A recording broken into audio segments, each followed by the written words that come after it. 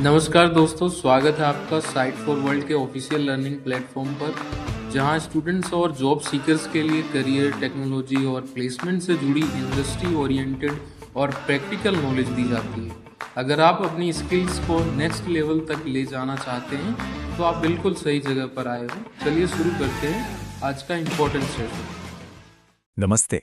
आपने कभी सोचा है कि कुछ ऐप्स या वेबसाइट्स जो टेक्निकली फास्ट होनी चाहिए, यूज करते वक्त इतनी स्लो क्यों फील होती है? आज हम इसी स्पीड के इल्यूजन यानी गति के भ्रम को डिकोड करेंगे और ये समझेंगे कि टेक की दुनिया में फास्टर हमेशा बेटर क्यों नहीं होता। तो सवाल सीधा सा है, आखिर कुछ सिस्टम्स जो बेंचमार्क्स में यानी पेपर पर तो काफी फास्ट होते हैं, हमें रियल लाइफ में यूज करते वक्त स्लो क्यों महसूस होते हैं? ये एक ऐसी पजल है जो हम सब ने कभी ना कभी फेस की है, पर इसके पीछे का रीजन काफी फैसिनेटिंग है। इस पहेली को आसानी से समझने के लिए चलो एक बहुत ही क्लासिक केस स्टडी देखते हैं। ये कहानी है विंडोज विस्टा के फाइल कॉपी फीचर की।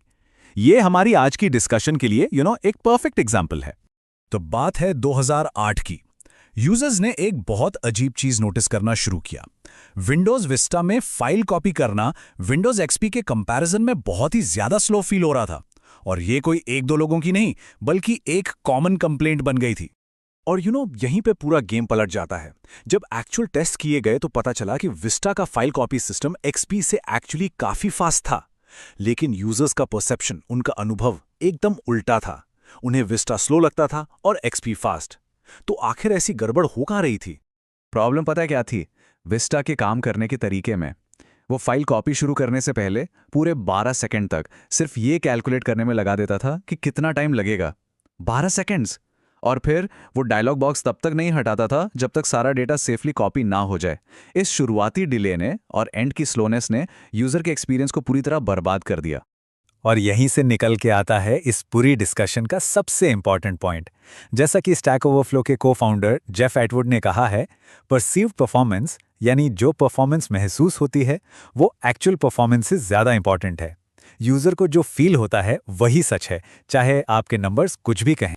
ठीक है, तो विस्टा वाला किस्सा तो समझ आ गया। अब चलो इसके पीछे की साइंस को डिकोड करते हैं। ये सब इस बारे में है कि हमारा दिमाग टाइम और मोशन को आखिर प्रोसेस कैसे करता है। पता है, हमारा दिमाग ना कोई स्टॉपवॉच लेके नहीं बैठा है।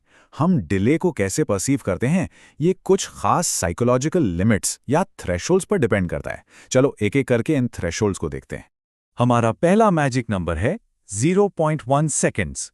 अगर कोई भी चीज 0.1 सेकेंड के अंदर हो जाती है ना, तो हमारे ब्रेन को लगता है कि ये तो इंस्टेंट हो गया, कोई डिले फील ही नहीं होता।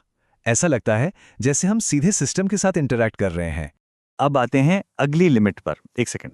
ये वो लिमिट है जहां तक आपका फ्लो ऑफ थॉट यानी काम करने का फ्लो टूटता नहीं है। डिले नोटिस तो होता है, आपको पता चलता है कि थोड़ा टाइम लगा, पर आपका ध्यान नहीं भटकता। और हमारी आखिरी और सबसे क्रिटिकल लिमिट है 10 सेकंड। ये यूजर का अटेंशन बनाए रखने की आखिरी हद है। अगर किसी काम में 10 सेकंड से ज्यादा लगे तो समझो यूजर का अटेंशन गया, उसका मन भटकने लगेगा और वो कुछ और करने का सोचेगा। समझ आ रहा है ना? इसीलिए 10 सेकंड के बाद प्रोग्रेस बार जैसा फीडबैक दिखाना एब्सोल्युटली जरूरी हो जाता है। टाइम की तरह ही मोशन यानी कि गति का एहसास भी एक तरह का इल्यूजन ही है। हमारा ब्रेन लगभग 12 फ्रेम्स पर सेकंड पर मोशन देखना शुरू कर देता है, पर वो बहुत जर्की यानी अटकता हुआ लगता है। मूवीज 24 फ्रेम्स पर ठीक लगती हैं, पर जब बात डिजिटल इंटरैक्शंस की आती है, ऐप्स या वेबसाइट्स की, तो 60 फ्रेम्स पर सेकंड का एक्सपीरियंस ही बटर स्मूथ माना जाता है। तो ये जो 60 एफपीएस का स्मूथ एक्सपीरियंस है, इसको पाने के लिए एक डेवलपर के पास हर एक फ्रेम को प्रोसेस करने के लिए सिर्फ 16 मिलीसेकंड होते हैं। सिर्फ 16, मतलब पलक झपकने से भी तेज।